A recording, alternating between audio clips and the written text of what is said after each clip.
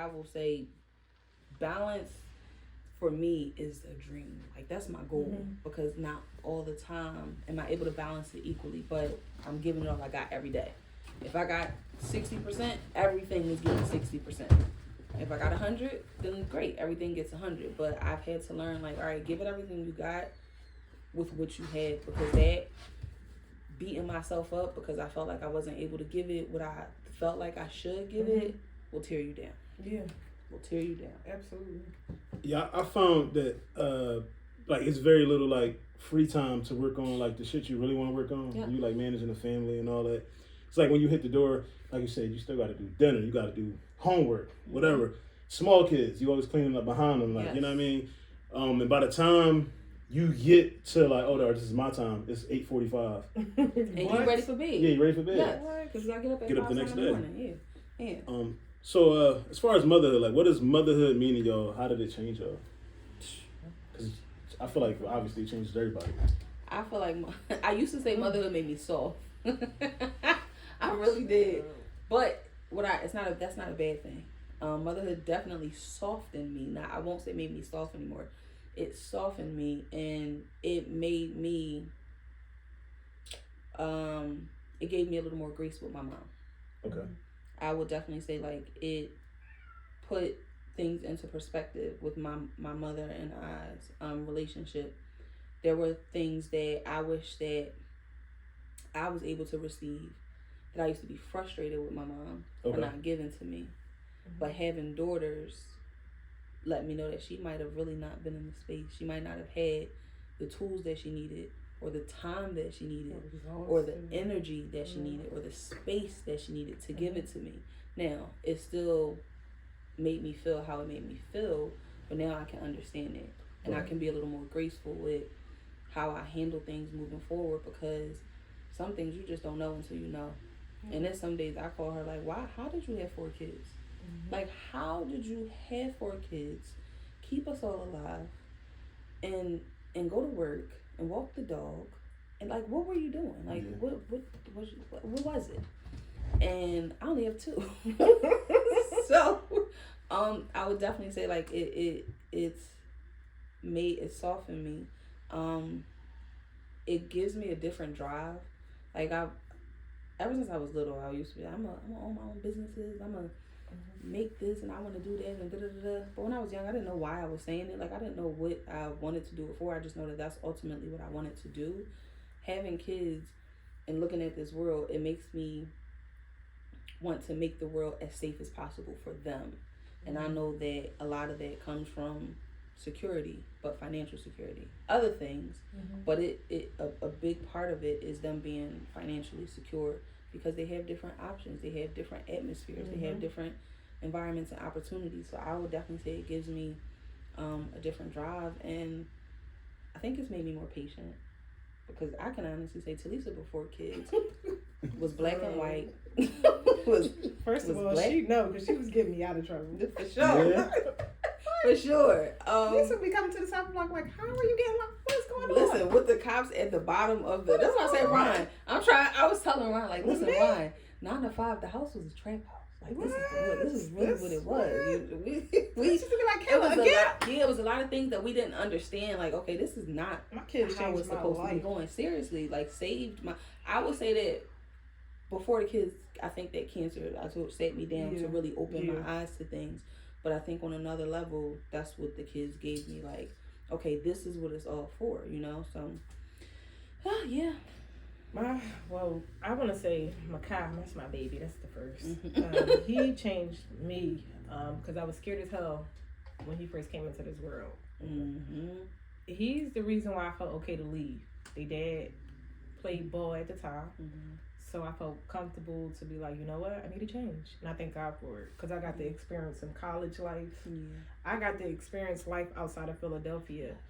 But if I wasn't, pregnant, I probably would have been like, no, I'm not going nowhere. I'm staying with my family. So having them made me bold. It made me brave. It just put something in me to say, okay, it's okay to not be tough in certain ways. Because when you come from Philly, we think being tough is, fighting and going to war and stuff like that.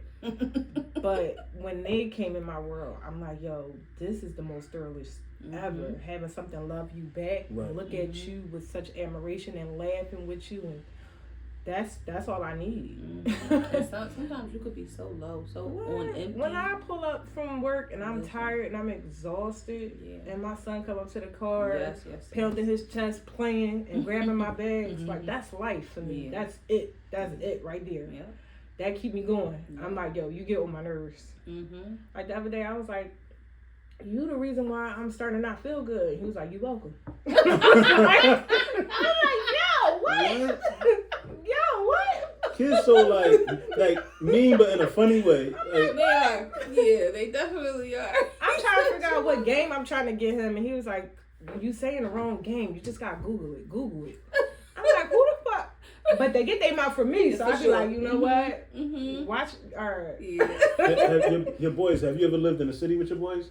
No, with my mom, yes. Okay. Like so, how old were they when you lived in the city? Makai was 4. Okay. It was always for a hot second. So when we came back, we would always go back and forth. Okay. And when we would come back, it would be a shootout on the block. My kid's dad had lost another friend. I'd be like, you know what? It's time to leave again. Right.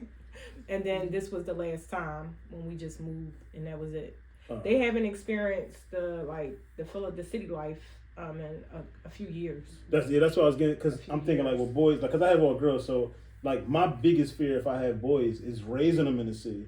I feel like I mean, anybody can get shot, anybody can end up in a gang like that, but I feel like having girls, the percentages go down. If I had boys, all my shit would be great, because I would be thinking like somebody gonna have to try to sell drugs, try to get them in the gang.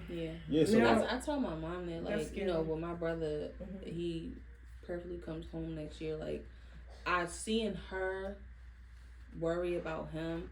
And I used to think I wanted sons, but after, you know, he got older and just watching the things that you can they can get swallowed up in and all that stuff, I feel like having sons make you pray a different prayer, because I know what it's like. He's just my brother, you know, so I can't imagine, you know, having the sons let alone in the city or just in this world, because one thing I feel like just black men everywhere, it's just a struggle.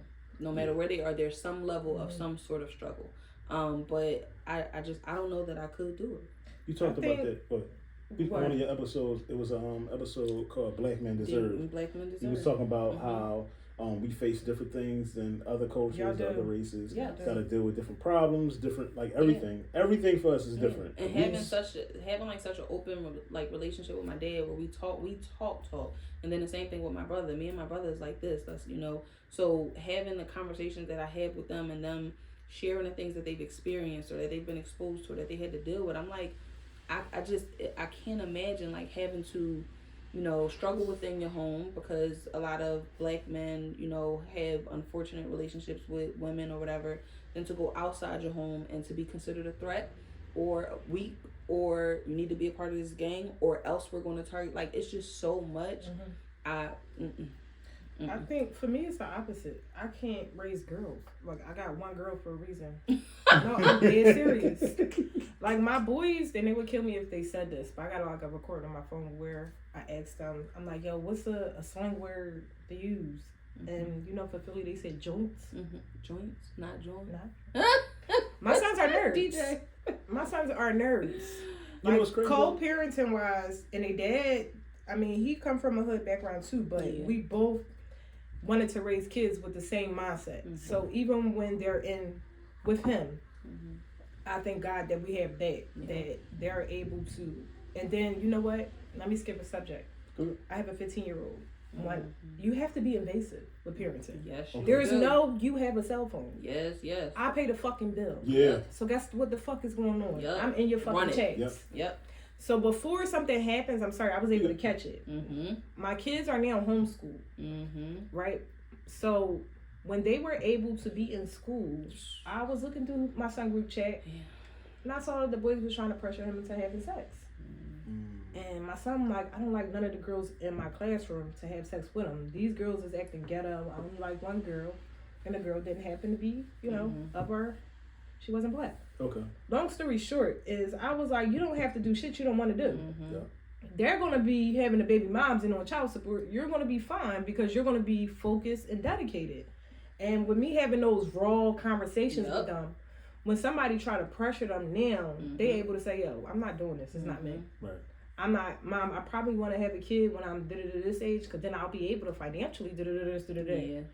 And I know they're still very young, but I'm constantly having these raw conversations with them. Absolutely. And from a female's, perspective, you're able to tell them, you know what, this type of girl ain't gonna be. She gonna look good. She gonna have a fat ass, but this ain't what you. This not what you. This the one you wear a condom with. This the one you don't wear a condom with. And these broad conversations is able to shape them so that when the world comes, they ready. They know who they are. And they definitely not looking at nothing gang wise. Yeah, that's out of the checking the phone thing is important too because I got girls. I don't check their phone, but their mom do. Because again, my reaction is gonna be way different than the mom's. With God forbid, knock on wood, if they were doing some handle business. Me, it ain't no stopping me then. I'm going to, you know what I mean? So if your mom sees something, she'll hit me up. Right. For the most part, we had like an incident like one time, and frankly, I didn't think it was that serious, but I supported on it. I didn't think it was that deep, but as co-parents, you gotta, you gotta teamwork. Yeah, you gotta have a back. Whatever it was. No, I don't play. They don't even have social media.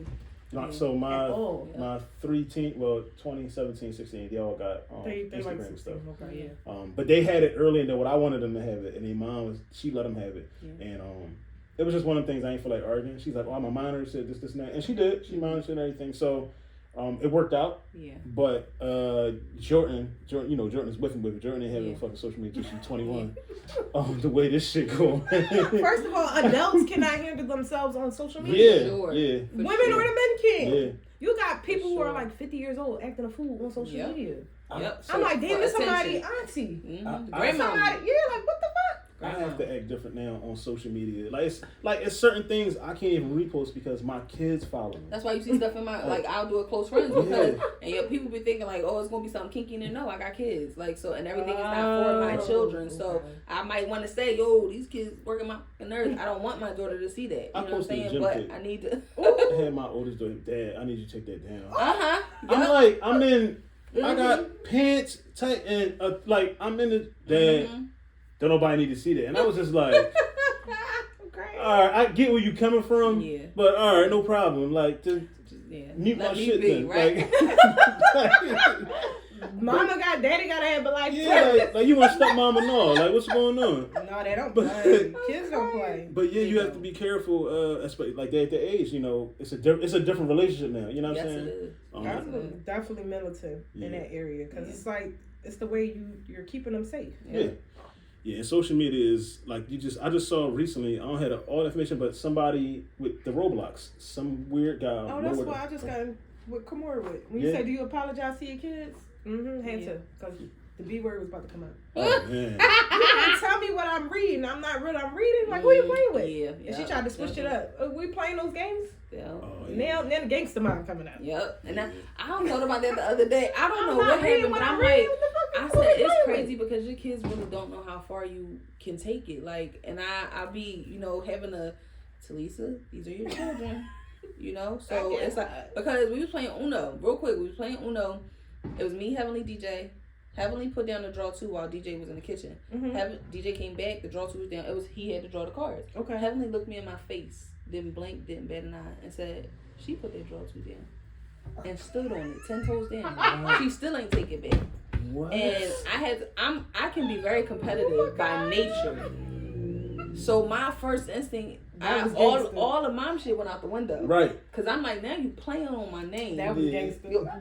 Still, it's a week later. She like, Mom, I didn't put that draw 2 down. What? To the point where I said, yo, I think you believe this. That's why I keep trying to tell people, for me, it's girls. I'm right. So DJ confused. He don't know who to believe because she's standing on it. I'm like, nah, I'm telling you, I didn't put it down. He like, Auntie, yes, you did. And I'm looking at her like, so you not going to say nothing. She looking at me like, I did not put that card down. She said it on business. I said, oh, okay. I see. I said, Talisa, I'm going to shut the fuck up. Because, again, Talisa is black and white. Let me ask you this. Did you ever lie really good to Latoya? For sure. Yeah, and I always say, this is my karma, through and through. Because I was telling my dad, and he going to say, well, remember when I came up to the school and your teacher didn't know who he was? I'm like, yeah. Yeah. He like, yeah. I said, yeah. He like, all right, well, just think about that and laugh it off. I said, man, pick a side. Talisa. Like, pick a yeah, side. I need you, Grandpa. I need you to support me. Yeah, like hello. Yeah. My mom do that too. You remember your little cat? I'd be like, oh damn. She said, my mom be like, yes. I'm like, no. She be like, yeah, this is retribution. I love it. Like, how old are your kids? My daughter is 10. And the boys? They teenagers. Oh shit. Yeah. Okay. That's what's up. Yeah, and mine is to 12 me, it's just 18. the girl. 12 and 18. The girl, I be wanting to meet. Yes, like you said, it's the moms and the girls, and then the dads and the boys. 12 and 18. Cause I'm good with the girls. Like, that's a blessing.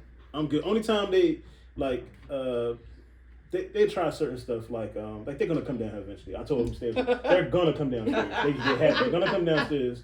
Oh, are you done yet? Like, right. You know what I mean? But other than that, and then they know exactly when they're gonna come. They're gonna want to touch the camp. They're gonna touch shit and all that. But other than that, they don't really. I don't have bad kids. They don't really try me that way. They try their mom. Like, only issue I had, like Emma is a. I hate to call my kid a liar, but she's a liar. Like yesterday. Yeah. Because I can hear everything. So David was in the bed and Jordan wasn't giving her enough space. So she was hitting her in the face with the pillow. And like I caught her doing it. I'm like, why are you in the face of the pillow? She's like, I didn't. I just saw you do it. Straight in the face. And I was like, Emma, there's a camera in here. Yes. There's a camera in here. I can play back for you. She was like, but I didn't hit her in the face. I was like, you hit her somewhere. Like, you know what I mean? Yeah. If I had, when I told a few lies as a child, and I was like, yeah, you gotta take this one to the bank. Like, you can't double back on it, you know? I mean, granted, they ain't have cameras and stuff back then. But I told my dad one time I dropped his money and I didn't want to tell him I lost it. Oh, God. And I did tell him as an adult. I told him the truth. But I was so scared to go tell him that I lost his money because I was playing around. And he said to Lisa, don't be playing while you walk into the store. Just go to the store, come back. I dropped the money and I lost it. I told this man, I can't believe I'm saying this on camera. I told this man that somebody came and took the money from me. Hey, yo. I know, right? And then even worse. You got robbed? But at the time, I didn't realize that's what I was telling him because I was young. Like, he was driving around looking for somebody that did not exist. To kill somebody. I know. And I told him the truth when I was older. But I will say that when he was like, give me one daughter. When he said describe him to me, I made sure that whoever I described didn't exist. Did you say white tee?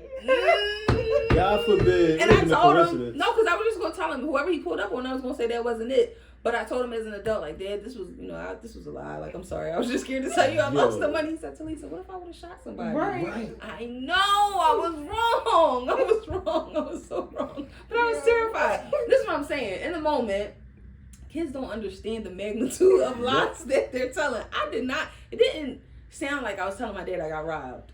It sounded like I was saying somebody took the money. They wanted to go to the store and get something. They took the money. I came back home. But my oldest daughter did something similar like that. Yeah, I done told this man I got robbed. I was like, what? We'll get all in details like off camera. But she told me somebody did something to her, and I'm immediately red. By the time I got to her mama's house, I knew where the person lived at, who the parents was. Oh, and like I'm crazy like that. Like for my kids, no problem. I go to jail. Sure. And by the time I got there, her mom had got the truth out of her, and I was just like, somebody was really about to die because that's how dads are. Like if somebody do something like this, my job is to go find out who is and to fuck them up or whatever. To make sure you and I after that I was like, I can't tell that lie, like no more lies like that ever. I was terrified. Again, I am going to say I would have never said that's him, but I was like, you can't ever tell a lie like that again. And I wanted to tell him so bad, but I was then scared to tell him that until I got older as an adult. And I'm like, Dad, you remember I told you that somebody took my money? And he was like, yeah. I was like, I was lying. I said I was scared to tell you I lost it. And that's when he was like, so what if I would have really hurt somebody? And I was like, I understood. I got it in hindsight as I grew older. But kids be doing dumb shit. Yeah, they do. Like stupid shit. And I will say that's one of the stupidest things I ever did. As I was a kid. With the so I remember y'all was talking about this when y'all was on live. Mm-hmm. Like the youth and all the crime in Philly. Mm-hmm. Like what y'all think the problem is? Okay. I think it's resources. But I think before the resources, I think it starts at home. I think that a huge portion of the households aren't raising their kids, and not necessarily because they don't want to. I think that so many households are single parent households or everybody's working. When they're not working, they tired. And some of them, a lot of them, they turning up. They out here trying to reclaim their time. So it's like their kids are out here on their own. And not having no more grandmas. Yeah, listen. I thought about that the other day. Grandmoms is outside. Grandmoms are I thought about that the other day. outside. Yes. So I think it's a combination of all those things. And a lot of parents want to be their kids' friends versus being their parents 1st. I see a lot of that, like they homies. That's not my homie. This is my child. Like, you know. So, but I think there's so much of those things, and then it's the resources, and then it's the, you know, lack of resources and stuff. Like all of those things. I just think it's a combination of so many things, which is why I think it's so difficult to turn around, because it's not just one thing. You literally gotta have, like, I don't know, chapters in all areas attacking one thing at a time to fix it, or else it's not gonna. Unfortunately, it's not gonna change. I think that the music is more drill too. The music is more drill. The music not being the same, being more hateful, pushing kill. Every song is about killing. You got girl rappers saying kill. Male rappers. So it's definitely the drill. We grew up where our mom's taking us to church. These moms ain't taking their kids to church. I mean, even if you're not, you know, a Christian. Yep. I feel like back in the day, whatever spirituality you were into, you was at least making sure your kids gravitated towards it too. You was putting your kids to, you know, serving, you know, a higher purpose. And when the pandemic happened and everybody got all that money, it messed everybody up mentally, because it made them feel like, you know what, it was untouchable. This is how much I could go inside, you know, Neiman Marcus to get this finally. I should be able to do it again. If I can't do it again, I'm gonna take it. Yep. The crimes aren't even making sense. That's how you know it's, you know, they're stealing cars as hoopties and banging them out. It's like you about to get a case and throw away your whole life on a dummy charge. So it's like the crash out dummy generation. It's saddening, honest to God. Whenever I get a chance to talk to a younger person, I try to pour into them and let them know how much they got ahead of them. We played manhunt. Yes, we did. We played tag. Yeah. Yes, we did. You know, now it's just a phone and show your behind on social media and like me because I got a fat butt, or like me because I'm saying I got money in my hand. Yeah, for sure. We wasn't just that. We had on, some of us had on name brands, some of us had on Payless, but we was all playing manhunt, tag, and, you know, having fun together. Yep, this is true. They're not really able to have that with this next generation.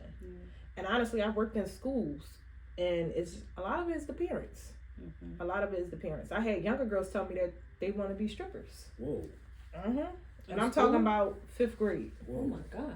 Strippers. Why do you even know what that is? Yeah, like, girl, what? Because I'm doing a thing where basically I was setting them up with how much you'll be making. Tell me what you want to do. Right. Let's set up a plan. I type it up for you, give it to you. Okay. I had 2 young girls tell me they just want to be strippers. And I had scary. to ask them why. And then I had to be real with them. I'm gonna have you just told me some real stuff, so I'm gonna tell you some real stuff. I got friends that are strippers. Do you want to deal with the fact that you could possibly be raped? Do you want to deal with the fact of people touching you when you don't want them to touch you?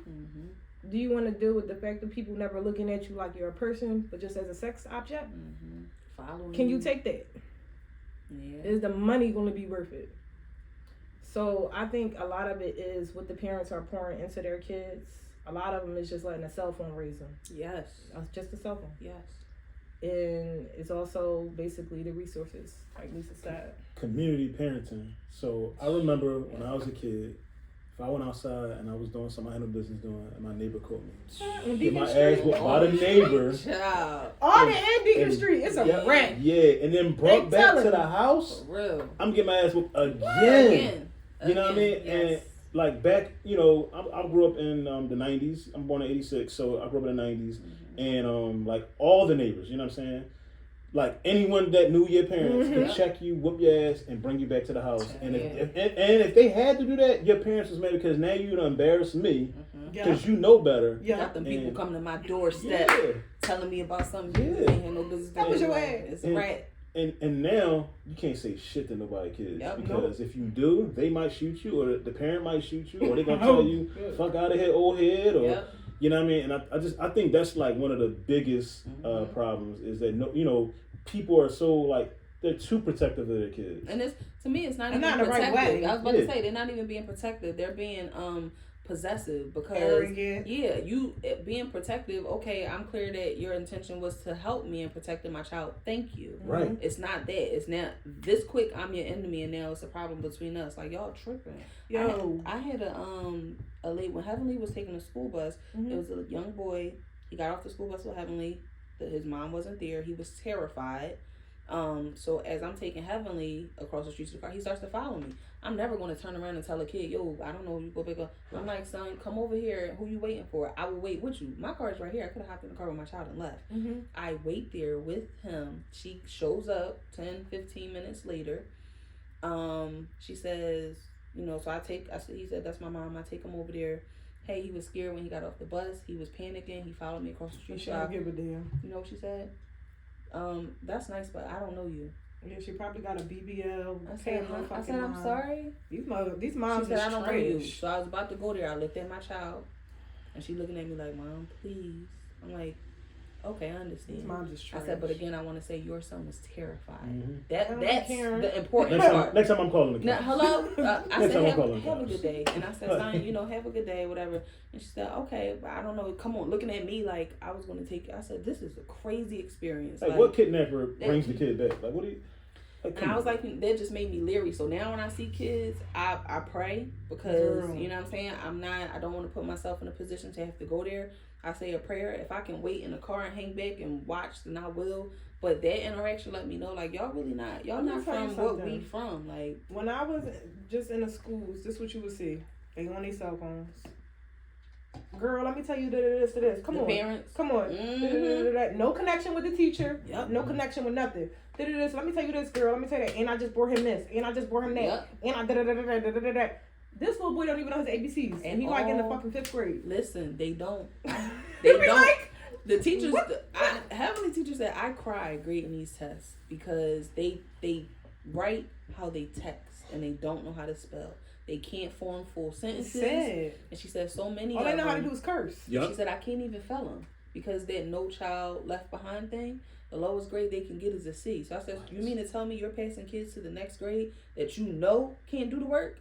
But because you have no choice, she said, I'm legally not allowed to hold them back. I have to give them a passing grade. So first of all, I don't want this person as my nurse, as my doctor, as my caretaker, as my dentist, nothing. And these are the children that y'all are pushing into the world. Yeah, the next and generation. y'all think they're gonna work with me? I'm cool. That's why I'm supplementing up. Listen. I'm about to become my own dentist. I didn't see that. Y'all can't read. Y'all can't formulate. I didn't see that at all. Y'all, critical thinking is so far gone now. That's why I'm so big on my kids, hard on my kids. No, think it through. Yeah. Now let's talk about this. Let's because out in this world, the critical thinking is dead. Child. They like, I'll Google it. Oh, let me go on TikTok. Oh, let me go on you. I get that, but when all this go dead, I need you to be able to formulate a thought process. I need you to be able to problem solve. Think outside the box. Yeah. Challenge your kids because we in trouble. Yeah. So so what one? So you got a book here. You wrote your first book. Yes. What prompted you to write your book? What was your reason? So I've been writing since I was, I don't know, young, very, very young. I started off with poetry. My sister, she won't kill me for saying this, but she used to pay me to write poems for her boyfriends. So I really used to just pump out. What you gonna get you for that? She is. She pump out poems all the time, They're not married or nothing, is they? Huh? Not married or nothing, is My they? sister? Yeah. Mm-hmm. I mean, did she marry him? No. All right, you good? No. So I still love writing. So from poetry, I started writing like short stories. Then I thought I wanted to write like a book a while ago. I ended up. Loves this.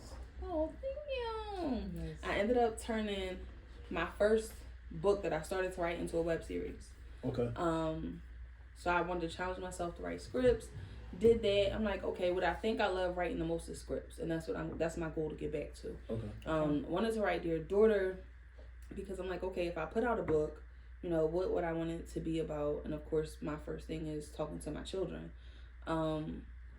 And sometimes when I'm too tired or I'm out of it or they still need to hear these things, like, you know, to hear the affirmations and to know that regardless of what's going on, even if I am too tired, if you need me, it's not even a question. Like, I will be there. That was the goal behind writing this. But also, like I said, just to prove to myself that I can finish it. I can complete the goal. I can take a dream from a piece of paper to, you know, or a concept or a piece of paper to mapping it out, to seeing it through. Like, sometimes I have to remind myself,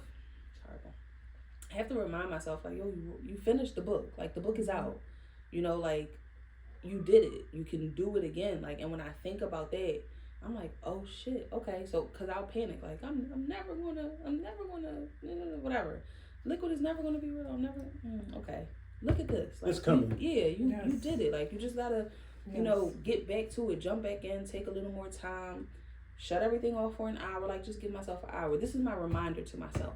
That's what this is. This is my reminder to myself that it can be done. Absolutely. It can be done. Yeah, you did. I thought it was like, I like the illustration. Yeah. So, really? Yeah, because the first version I saw was the version online. But then, like, seeing it in the flesh when I got there, I was like, oh shit, like, you know what I mean? It gives your like, child something to relate to. Can I tell you something real quick about this? Good. So I really appreciate Muhammad. He was really the sweetest thing to work with. He was a sweet person. He kept sending me pictures of, and I'm gonna just be honest, he kept sending me pictures of white people. What? And I had to tell him, because this is my first time actually working with an illustrator, and you know, just trying to navigate that. Like, I didn't have people who I could reach out to and say, all right, how do I have this conversation professionally with this illustrator? And like, don't bring me no more white people. Yeah, so I was like, I don't know how to say it. I said, listen, I feel like Muhammad should know that. Hello, respectfully, I need you to make. I said, I sent you references. I sent you pictures of my actual daughters. First of all, I don't send people pictures of my kids. Can you please stop sending me people who don't look like this? Right. So then he said, and he said, listen, I hear you, but marketing wise, it would be better for your audience. This is what he said. So then the nigga came out of me, right? Whoa. But I said, okay. And I said, God, I appreciate all of these. Has he been in Target? I don't even know where I don't know. Right. So I'm Times like, is changing. Yeah, I said, sir, I appreciate your input, but you're the illustrator. I gave you my references, and to be honest, this is not for them.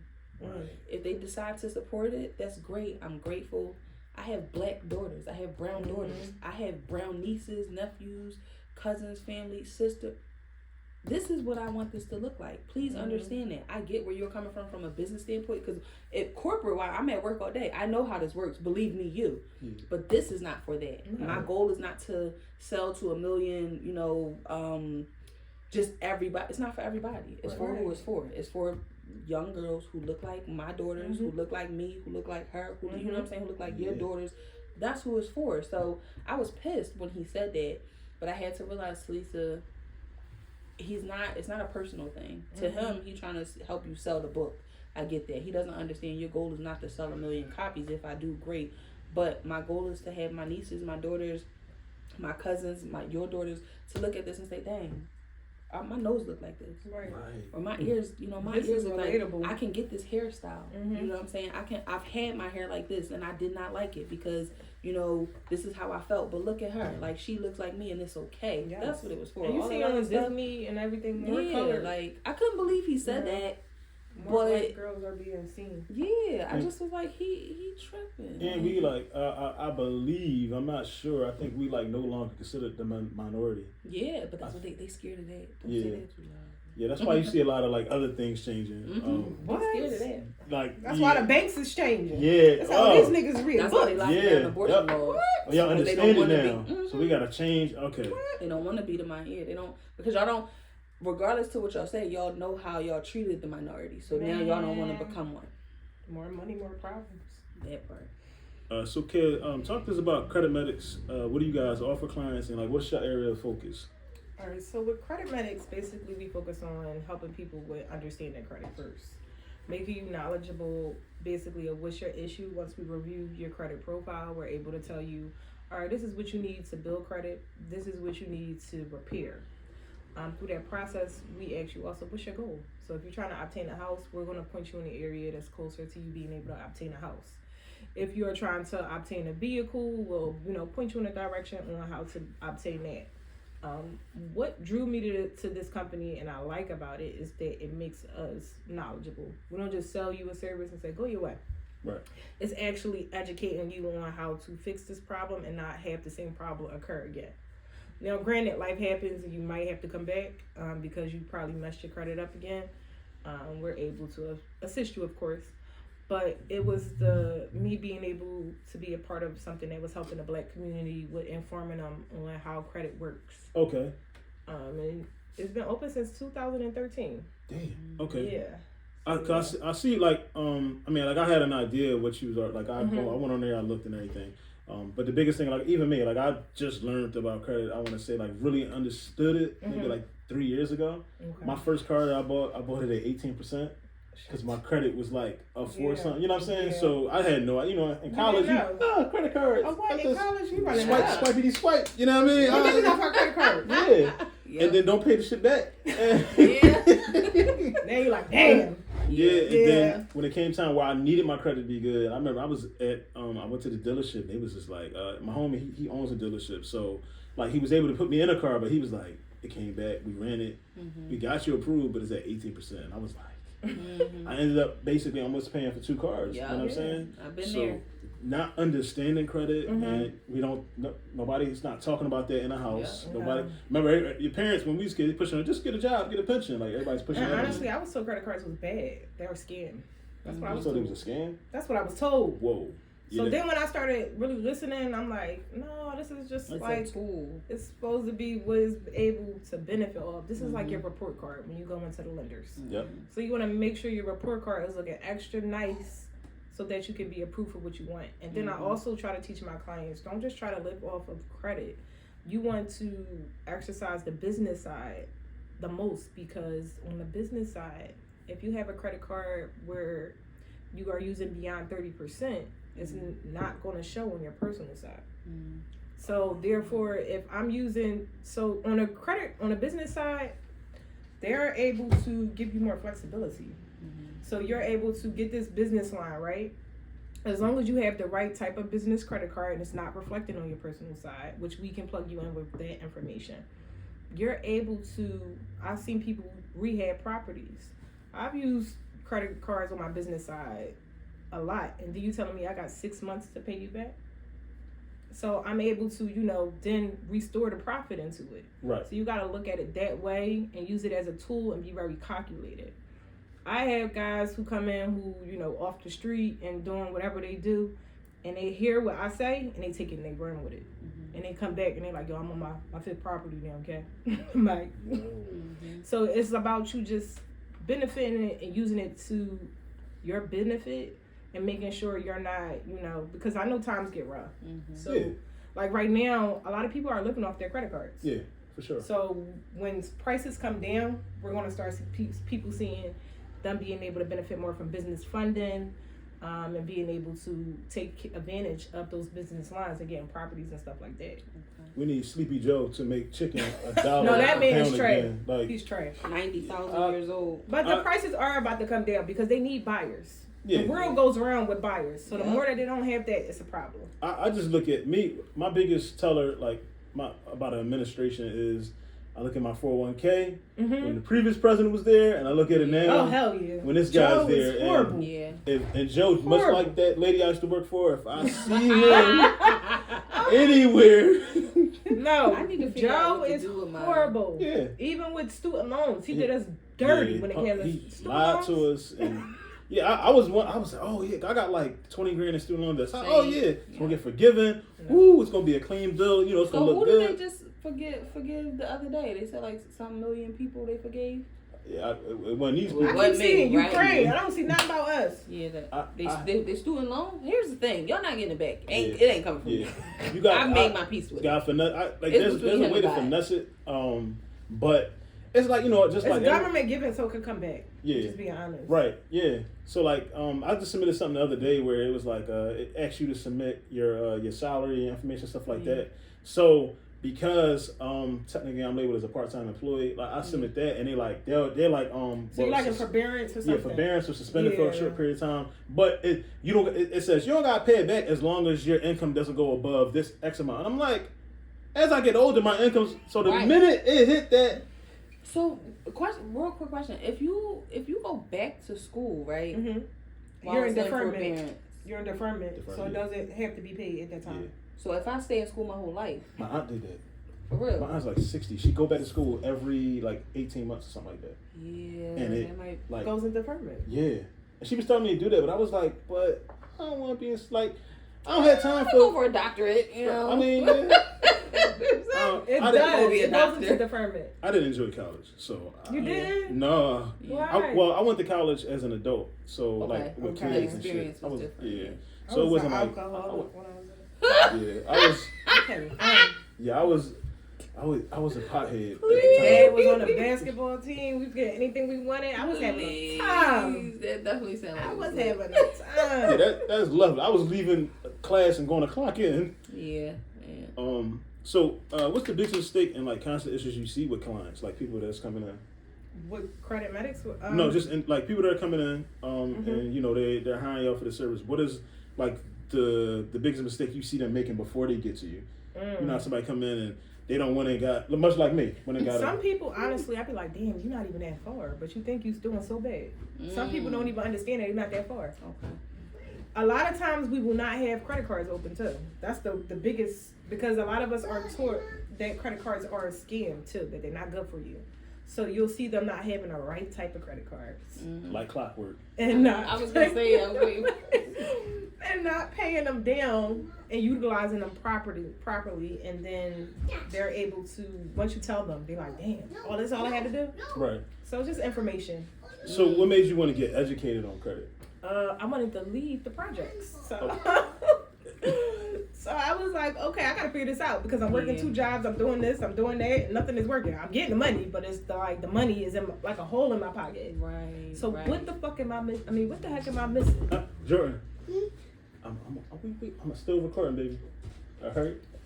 So once you're able to understand basically the financial game, you're able to be like, all right, get in the game and do what is needed. Because I was going through a lot when I was going through my pre-approval. I wanted to spend money on stuff so bad, but once I understood it, I was able to, take advantage of it.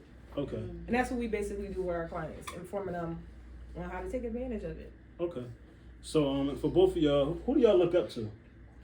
Ooh, for me these days, it could be somebody you know. For me right now, it's a pastor. To be honest. Okay. It's a woman pastor. Okay. What church you go to? I go to the Memorial. I don't want to say the church I go to. Oh, all right. Okay. All right. No problem. I got a few stuff. Oh, Jesus. We are recording in Florida. Florida. I'm crying. We're coming to you live from Florida. Talisa. Stop. Emma, lock the door. If I'm being honest, I'm currently looking for someone that I do look up to. Yeah, it's hard. It is hard. I can honestly say, like, I look to books, podcasts.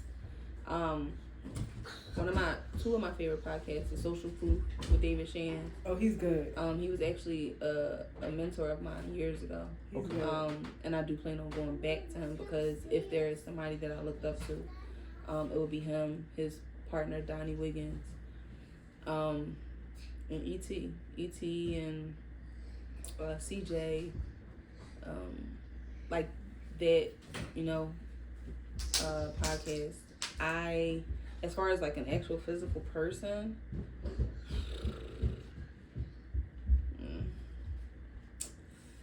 I look up to podcasts and books.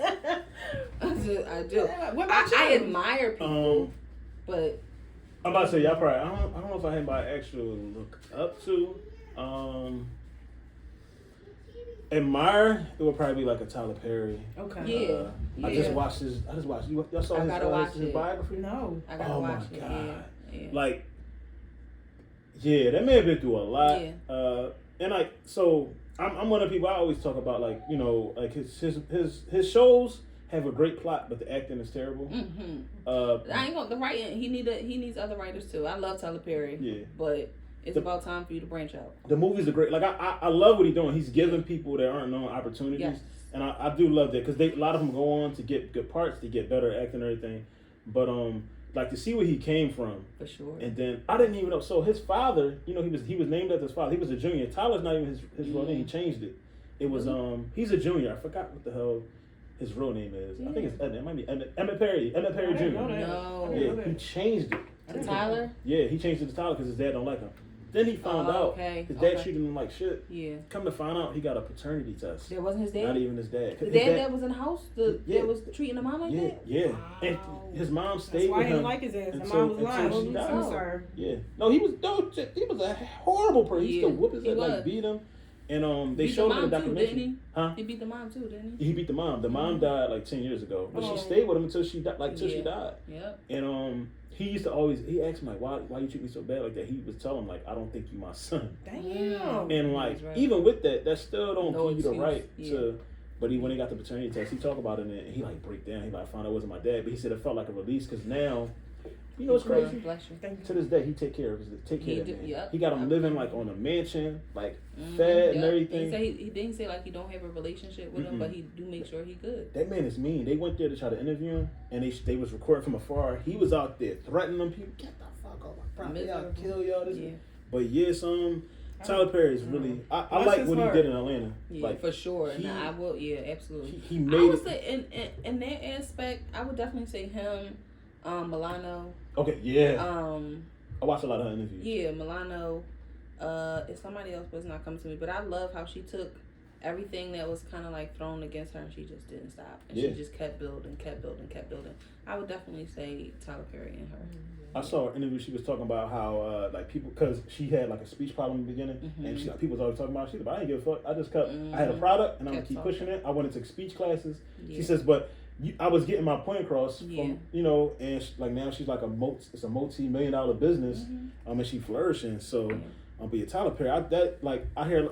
One thing I will say real fast about Tyler Perry, and I see a lot of, and it's like amongst people that like I hang around, I know, I see like a lot of black people hate on Tyler Perry. Why? Yeah, because he wear a dress. I've heard people say that he stole the idea from somebody on that lady on Married with Children or something like that. It was some back in the day, like it dressed up, that somebody that dressed up with it like in a dress. He tried to say he stole the idea, and I was just like, that's always, it's not all, but some black people, they always like find like the negative. Like I'll tell you, like, you know, like the acting is terrible, but he's a genius. Like he's a billionaire. Like to go from living in your car to being a billionaire, like God, let me live in my car for a year. I don't know. Not pay no rent, not pay no figure this nothing, out. Stack up, right? Yeah, like I would be podcasting from the trunk of my car. Listen.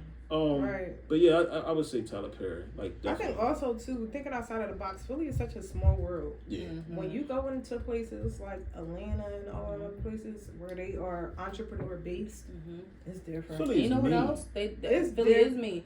Atlanta don't mind networking. Georgia don't mind networking. That's what I was about to say. When you a lot of the people that we look at that are big have expanded, and that's where I'm at now. I'm like, yo, Philly is so small.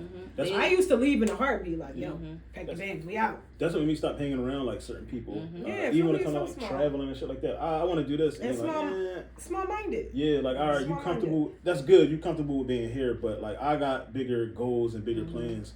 And I want to do more. Like, but you go to other cities. I visit a lot of places in the States, and everyone is just so fucking nice. They really are. I've had that experience, like in Georgia, North Carolina, South Carolina. So pleasant, just welcoming. Like, you know, I don't know, Vegas, like wherever. It's like Philly is just one of them places where it's kind of. I guess Philly and New York are similar. Like, you really don't know what you gonna receive. You don't know if they want to fight or if they want to, you know, hug you. Like, you just really don't know. I get off the plane. And as soon as I get off the plane, the Citizens app is going off, and about 30 minutes later, somebody done called me a dickhead. Like, it's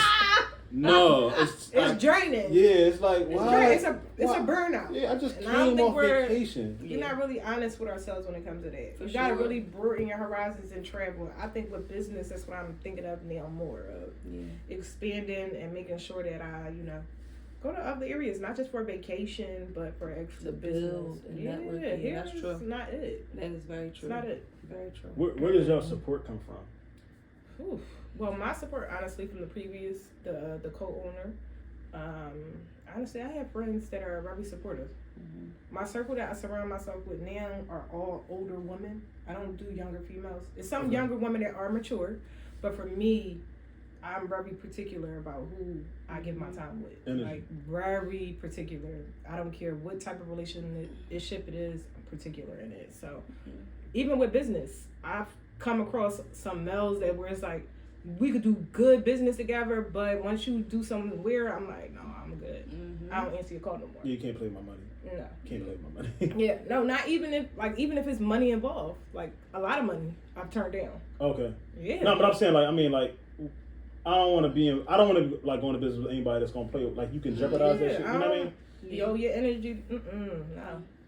I would definitely say like Jamila, and then pretty much the same. Like the circle that I've created, we're all like in alignment with what we need from each other. So my family and friends, or friends who have become family, really do support whatever it is that I'm working on or what I have. Like literally always support, and that's something I'm truly grateful for. Like the circle that I've created, the family that I've created, be it blood relatives and non-blood relatives, like whatever it is, I just gotta let them know when they there. I've had people who I guess absentmindedly didn't think that they would support me, so I didn't send them. Like I got chewed out about that book reading. Yeah. Wow. Yeah, like they was on my phone like, well, how could you not let me know? And in my mind, I'm thinking, and I told them, I said, I didn't know that you would be interested in coming. Like I didn't know. Like you see how I promoted it. I put it up like twice or something like that. Yeah, I guess it consults too. Yeah, they was like, yo, like the next time you're doing something, I need you to make sure I get an invite like as soon as possible. And that opened up my eyes too, because it's like, damn, you out here, you counting yourself out, and there's people behind the scenes like, yo, what's up? Like why you ain't give me the opportunity to support you? That's big for me. So I definitely will say the circle that I've created is absolutely supportive, and I'm grateful for it. It's always the people you least expect to This support is true. you. Ain't that the greatest? This is like, true. Seriously, That's like crazy. I got one DM, I ain't gonna lie, I was like, you what? She was like, why you ain't like why didn't I get a chance to support you? I said, oh my gosh, like God, okay. I said, to be honest, I really wasn't thinking, but the next time, now I know, put it out there to the world, and whoever comes, they come. Like that's who's supposed to be there for you, and whoever don't, it's not personal. They're just not supposed to be there. So why do you think it's so hard to discuss mental health in the Black community? Like why is it just it's not? We're taught to just be strong. That's it. I think that Be strong. that's it, and that generation wise, like the generation before us, the one before them. So I think if we go back a few generations, they didn't even have space to think about what mental health is. That's why when I always hear the phrase like we're our ancestors' wildest dream, I believe that, because if we think back to the generations who was even one generation off the plantation, they were still segregated. They didn't know what mental health was. They was Happy to stay be out the way, don't get hung. Yeah, go to work. Stay out these white folks' way, whatever. I think as the generations progressed, we were able to dream a little more. And I think that, the generation before us is kind of like that last generation of it's taboo, don't talk about it. But they've poured so much of that into us, and then we got to go undo and unlearn all this stuff. But I think that it really just boils down to not only that, but the mindset from slavery, then segregation, then to sweep it under the rug. Those, those generational thought processes, it's like we fighting back now to have the discussion, or push the envelope a little bit, even try and have the discussion with them, which can be rough. But they're still reluctant to talk about, like, don't bring it to me. You just gotta pray. You just bored. You just need a nap. Because they were so busy, like I think doing like everything else. They didn't have time to even It was like recognize like my mental health is fucked up. Yeah. The reason I'm smoking cigarettes is because I'm stressed the hell out. The reason why I drink so much. Yeah. And the reason why I fight so much, beat on you so much. That's what they turn to. A lot of like my granddad. Well, he's married to my grandma. That's my granddad. I hear stories about how he beat the hell out of my grandma. Like she used to tell us before she passed, she would tell us like, and all his sons my uncles, and I got some great uncles, but in turn, some of them did the same thing to their women, and like that's something that they saw is passed down. Yep. And even to the point where I'm not even gonna lie, when I was like 18 or 19, like first getting out of the world and like dating, I thought the way to deal with a woman was to be aggressive because that's what I saw. And I don't mean like physically, just mean like you gonna do this or else, like demanding shit. And that's stuff that's like passed down. But that's a mental thing, like to to. And then I think we have demons that come from, what is it called, generations. Passed down. Yeah. My like trauma. I slavery. poured my trauma into you with no context of it. So because I poured my trauma into you, now you deal with something you have no idea why you feel this way. You have no idea why you're angry, why this triggers you, because I haven't explained my past to you so that you now know why I act this way or why I respond this way. That's why I tell my even when I'm talking to my siblings, it's important to understand our mother's past. Because there may be some things you think she's just crazy, she tripping. No, there are things that shaped her, that causes her to respond the way she does, that causes her to handle things the way she does, even to shut down the way she does, because there are things that she wasn't taught how to process or to heal from or to deal with, and then she had kids and she didn't heal from that. So it's not intentional. It hurt. It's messed up. It's things that we want to work through, but understand that she's not just. There's a method to her madness, and that's for parents, generations in general. Like there are unhealed things that they passed out or passed down, and they haven't even processed it. So now you have it, and you don't know what to do with it. So now you acting out in school, you hypersexual, you don't know how to talk to somebody, you don't know how to talk to your man, you don't know how to talk to your woman. Everything is aggressive. I'll punch on you, I'll do it, because you don't understand. Like you dealing with some stuff that's not even yours. Like it's not yours. The kids get a different. Black people keep a lot of secrets too. Like a lot of you see that like my folks are from the country, so you see a lot of that. Like a lot of, I mean like some trifling shit, people touching people, and like no, and I mean like the whole family would know, and everybody would be like still cool with this person. And I recently, fuck it, I say it because it's not a secret in my family. So my mom's. You sure you want hypothetically, I don't. He dead now. Okay. My mom's who we think is her biological dad. Is actually would be technically, an uncle. And I remember like when my grandmom died. So like my mom told us that my grandma told her before she died who her dad was, and she would never tell us. And when I met this particular person, he was so interested in me, which would make me his grandson. But I thought he was a different type of relative. And looking back on it, like, I mean, we started talking, other stuff came out about him with other relatives, and like, we all put two and two together. And I remember like, I mean, I never really knew him, but I remember like when he died, he was like, you going to the funeral? I was like, what? Like, and I'm looking at them like, and this is black people. Black people just like, oh, but he died. I'm like, oh, but he's disgusting. Yes. Like, can I please say this on camera?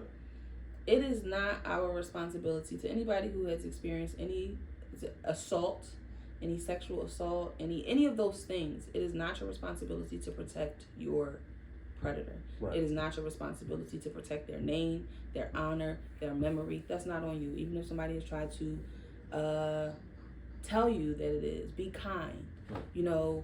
God will deal with it.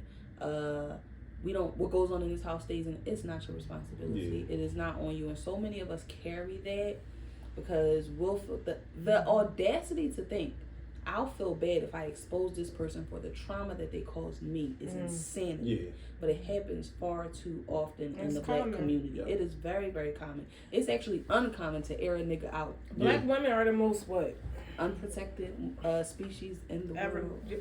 Ever. I agree. I absolutely agree with. Because so much goes on, and then when it happens, it's like, oh well, you were just being too fast. And that's why. This motherfucker touched me. Yes, right. I like, how do we miss that? Be loud. Even if they think you're rambunctious, and some you might actually be, but I believe in looking at the core of, okay, why is this person? Because nobody, unless somebody has a mental, not a disability, but a mental illness that causes them to respond. Nobody just acts out for no reason. A lot of times you can look at a person, if there and you're in your own space, you can look at a person and identify why they're acting that way immediately. You can identify if it's anger, if it's rage, if it's hurt, if it's fear, you can identify those things if you're in a space to identify it. But if you mirror what they feel, neither one of y'all can identify what the fuck is wrong with y'all. Right. Y'all just two angry, lashing out people, and it's going to keep happening over and over and over again. But the black community has a lot of work to do, which is why until we even start there, we can't even talk about economics. We can't talk about unity because there's so much shit. Exactly, there's so much shit that we need to work through individually and collectively before we even get to the money. We also got to take in mind that our parents went to work no matter what. Yes, we got to take in mind how horrible that is. Yes, they did. One thing about having lupus, it taught me, you ain't gonna slow down, but I'm gonna slow you your body. Yeah. First of all, when my lupus kicked in, I can't leave the bed. Yeah. Okay. And that taught me right away. Oh, you not Superwoman. Yes. You think you Superwoman? Yeah. You not Superwoman. Yeah. So then you gotta call. All right, kids there. Yeah. This I can't do Lean it. on somebody. Exactly. I got no choice. Exactly. So not that I thank God for it, but just being able to understand that we need to know when it's time to take time off, mental space wise. And then I said that same thing about cancer. Like, even at that time, you know, and cancer is not anything that, you know, it's just a fucked up thing. But I truly believe in my heart of hearts that God said, you know, you need to sit down because the route you going, the rates you going, the lane you trying to go in, you going to end up dead in jail or in, you know, a situation similar to that. Like, sometimes your biggest mountain is your biggest blessing. Most times your biggest mountain, somehow, some way, one of your biggest blessings come out of there. Yep. But at the time, it don't feel like that. No, it don't feel like that. It'd be like, this, why am I being punished? Yeah, it don't feel like that at all. Like, why am I being punished? You gotta take breaks. Like I learned that that's the most convenient thing about my job is I can literally swap off 2 weeks if I want to. I won't get paid, but I can swap off and be able to just be at home and be with my kids. The pandemic, like Jordan is probably, she's the baby, so Jordan is the one I would say that, like, I don't know if she saved me, but she like changed the way I look at life because we got to spend so much time together that I was like, oh shit, I missed all this time with my kids because I was at work. And so now I'm so much like like on weekends I work every other weekend, and then if I work the mornings all the time, but I won't pick up doubles and none of that because that's when they here, they out of school. Let's spend the time together, even if they just not paying no mind running. But like we here, we in the presence, and because they going, you know, they gonna remember that, and like I know my older kids, like they like, we know you was working and stuff, but yeah, we'd have much rather had you in the house. So like you gotta remember to just take breaks because you like that mindset of just work. Take your mental time. Yeah, because when you get overwhelmed, like anything, who gonna back you up? Yeah, it's just you. So we covered. Well, I had another. We just talked about that. We talked about financial struggles. Why it wasn't discussed. Y'all gonna love the sexy red. Having daughters. I don't like it. I can't stand it. STD. Yeah, like it's. How is she? I don't understand. Like, so, obviously these music companies they're not owned by us, so we know who's pushing it.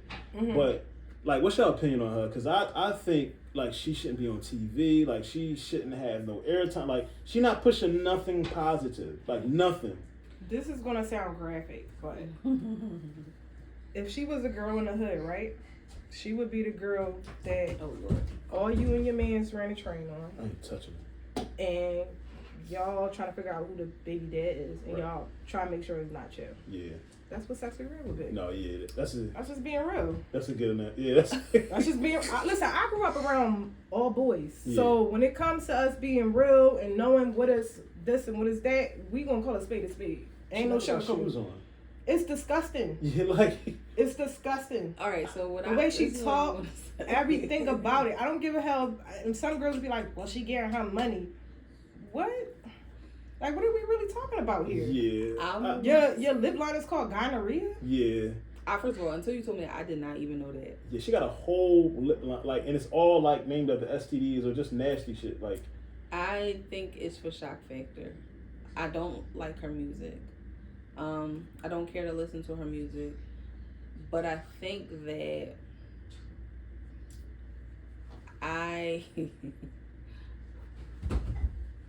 the radio plays a lot of trash, right?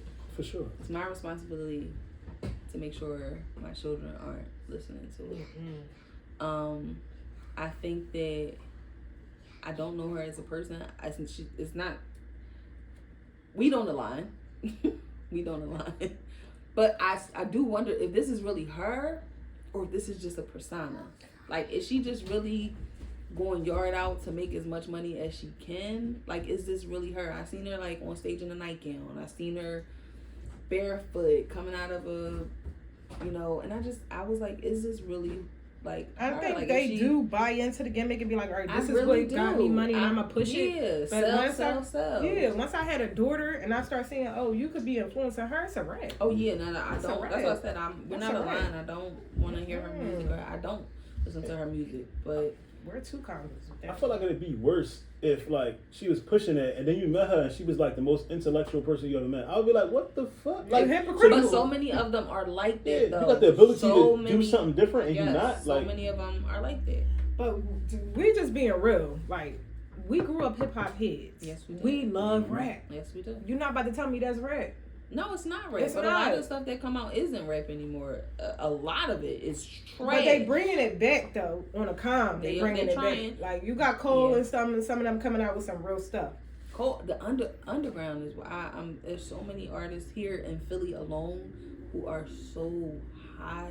I just feel like I hate that it's so easy for anybody to get on, because the people who are really out here hustling, who really lyrical, who can really spit, it's like the odds are stacked against them, because anybody could go on TikTok and it's a different game now. Yeah, like it's crazy to me and it's so unfair. I feel like the same way, you should have to pay your due, not pay your dues, but make your way. Put your, stop, move around, go to ciphers, lose a couple battles. Right. You know what I'm saying? Take your L's, go polish and come back. They don't gotta do that no more. No. They can make a video, go on TikTok, be viral. Next thing you know, they getting signed. And to me, I feel like record labels are looking for the trash to sign. Yeah. They don't want to influence the next generation of us. And I think that she's one of them. I really do. I really do. Yeah, I can't. I personally can't stand it. It's disgusting. It make my stomach. And I grew up I can listen to some Lil Kim and stuff like that. I'm not about to say I can't listen to no nasty stuff. Yeah. But what the hell is that? Right. What is it? Right. What are we talking about? That's not even rap. It's we're not just talking. raunchy and we're not playing those like not over here. Yeah. So, what was your, in particular your dad? Well, I asked, but what was your parents like? Our fathers in particular, but what was your parents like? I mean, I know it's, your dad, but I don't know you. I mean, I know how you speak about your dad. So, just being completely honest, Kayla rocking. They trying to get me in trouble. Oh God. No, for real. My mother and I had a challenging relationship. Okay. We're in a better space now, and it came from a lot of communication. I was my mother's first child. Okay.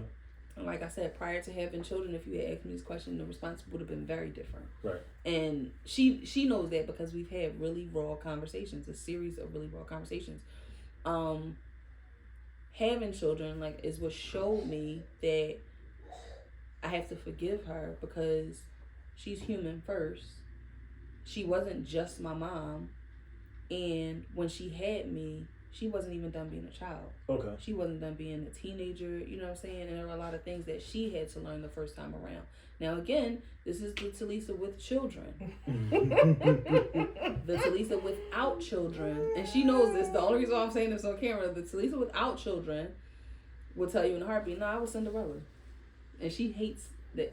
She would be like, go tell the world you Cinderella. At the time, that's how I felt. Okay. But when I got older, I realized I mean, it may have felt like Cinderella, but she ain't had nobody else. It was just me and her with the kid, with my brother and sisters. She had to go to work. She had to pay the bills. So it was times where I was at home with the kids when I was supposed to be in school. It was times I was enrolled in 2 schools at a time. Because she didn't get to unenroll me in one, and we had to move to another, and then I still had to stay home with my sister and brother so she could go to work. But at the end of the day, if she ain't go to work, where was we gonna stay? Right. You know what I'm saying? Who going? Yeah. I could go for the weekend to my dad, but like I told you, this is where I'm from. This is what makes me. So yeah, I could go away for the weekend, and it's nice up here. But this is my home. This is the core of where I'm at.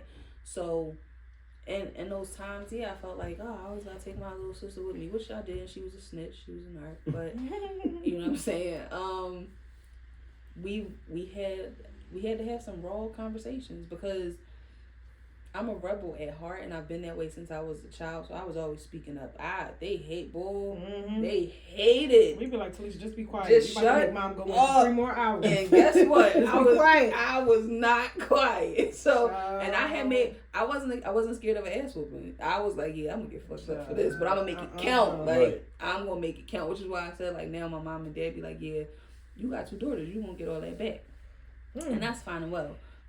Me and my mother had to come to that understanding. Like, listen, I hear what you're saying, but that doesn't invalidate how I felt.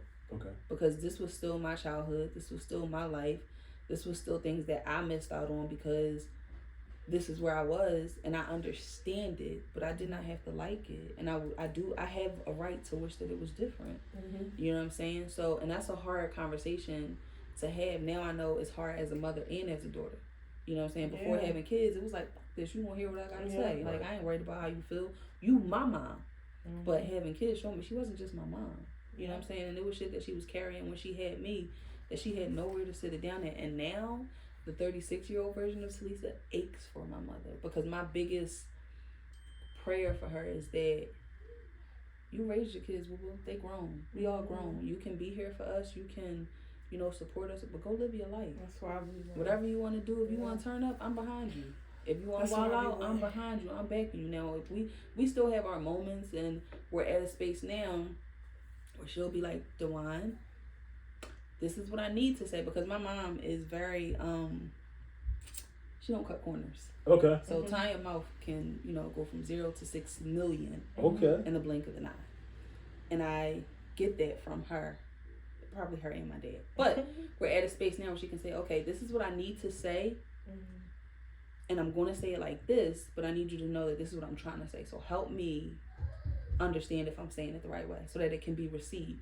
Because we had been at a point where it was like, you dish it to me, this time I'm bringing it back. Because that's where we was, just being completely honest. Okay. But like I said, as an adult, I don't want to disrespect my mom or my dad. I don't get that's not cute to me. It's not something that's, you know what I'm saying? At the end of the day, that's my mom and dad. What I go through with them is what I go through. I wish somebody would disrespect my mom. Right. But then I had to also, like I said, keep that in mind. Like, this is still my mom. At the end of the day, she brought me into this world. So I may not agree with a lot of things, but I'm always going to give her the utmost respect. So we can have conversations now. Being completely honest, my mom had a brain aneurysm January 1st. Didn't know if she was going to make it. What don't nobody know except for her and I is that 2 days before that we had one of the biggest arguments we had in years, and I believe that and my brother being in the hole for 90 days is what caused it to go to the point where it did, because my mother had perfect blood pressure. I hardly believe if you was the primary child. Make the fucking primary child. At the moment, that because the conversation it was really bad. It was how things were when I was a teenager and she was, you know what I'm saying? That's what it was bad, like bad. So I think that having that conversation, and then like I said, knowing that my brother was in the hole, she hadn't talked to him, and that's her only son. Okay. And he has never been in the hole. She talks to him every day. It had been going on 2-3 months, and like I think that pressure just mounted. And he has sickle cell. And he has sickle cell. Oh. Yeah, so not being able to check on him, not being able to make sure his body is good, all that stuff just mounted. So when she had that aneurysm, and we lost our grandmother that way. So that was, you know, our grandmother. Traumatizing. Yes, had the very same thing that my mother had, literally to the T, and about a year or so later, she ended up passing. Wow. So that all coming to the forefront on New Year's Day really shaped my year for sure. And I think that happening, and then we had a conversation in that room because we didn't know we didn't, just being honest, didn't know if she was going to make it out. So her and I had to have a really real conversation. Listen, if I don't make it, this is what happens. This is what I need you to do. I need you to, you know, be patient. Be patient. Allow everybody to go through what they need to go through. Like, we just had it's for real. Like, it's different. It's a whole nother job. So having that conversation with her, and it brought to the like, it made me realize I'm going to lose her one day. Right. You know what I'm saying? Like, that's, and everybody knows that, but until you have a moment where it could really happen, it changed how, all right, yeah, like granted, we don't always see eye to eye, but in this, after this moment, I want to make sure every moment with her counts for something, because now I know it is fleeting, you know. So I would say that we did the work for our relationship. We did the work, which is a blessing. Yeah, we did the work, and you know, we're two very vocal, strong-minded women who speak up. Go head to head sometimes. Yeah. But you had a better understanding. But that's my dog. Yeah, that's my dog. Like, you know, and there are some times where I need to nurture her, and there's sometimes where she, you know, she nurtures me. But I'm grateful to be able to give that back to her, because I feel like the child in her still needs it sometimes. You know what I'm saying? So I have it. God gave it to me. I give it to her. And like at the end of the day, when I go, God ain't gonna be looking in my book like, yeah, you did your mom dirty. I did what I was supposed to do, and I'm doing what I'm supposed to do. So, you know, and even with my dad, like me and my dad had our moments, and we're in a better place now. You know, I tell the world whenever I'm talking, there's nothing in the world that scares me, because my parents, I had to have very real conversations, very raw conversations with my parents, and look them in the face and tell them the things that they did hurt me, shaped me. They broke parts of me that I had to repair, that I had to reshape. That y'all are the two people in this world that was supposed to protect me and save me from things that I had to protect myself from. That shapes you different. There's nothing in this world that can shake me, because I've stood in places on my own that I felt like y'all was supposed to be there for me. Right. But, you know what I'm saying, we had those conversations, we got past them. They understood where I was coming from. I understood that there are some things that they just, like I said, they weren't equipped. And I have to understand that, because I'm human. They're human first. They're not just your parents because you're born. They're still human. They still got their own shit to work through. And now we're in a space where, like I said, they both my dogs. I, you know, call them, we bust it up, chop it up. It is what it is. They my folks, you know. So I don't know. It was rough, but I know I probably gave them hell. You think? I think we all gave our parents hell. Yeah. What? I know I did. Yeah, like. Yeah, but it's not. It doesn't. That's not intention. That's not the intent. Right. It's like I want to be heard. Sometimes I want you to hear me. Attention from me. Yeah. My mom was doing some dumb shit. I was one of them kids. You doing dumb shit. I was saying you doing some dumb shit. How was you with your She'll bust me right in my lip. Yeah. Damn. Yeah. What? And my mom heavy hitter. Yeah, She heavy. Boy, the I saw my mom throw in a refrigerator one day. Yeah. I was like, yo. Hey. She really is refrigerator. Come on, not like over the head. Yo, the boy that I had at the door said, yo, your mom throwing in the refrigerator, I'm out. Yeah, buddy. Yeah. What? My mom's sweet as pop. Yes, my mom gave me love. That's one thing I can say about her. She gave me love. She gave me the nurturing side, which sometimes I regret, because it's not all the time. It can be taken advantage of, you know. So she gave me her nurturing side. She gave me her loving side, and her over loving side sometimes made me mad, because I seen her being taken advantage of. So I became like her pit bull.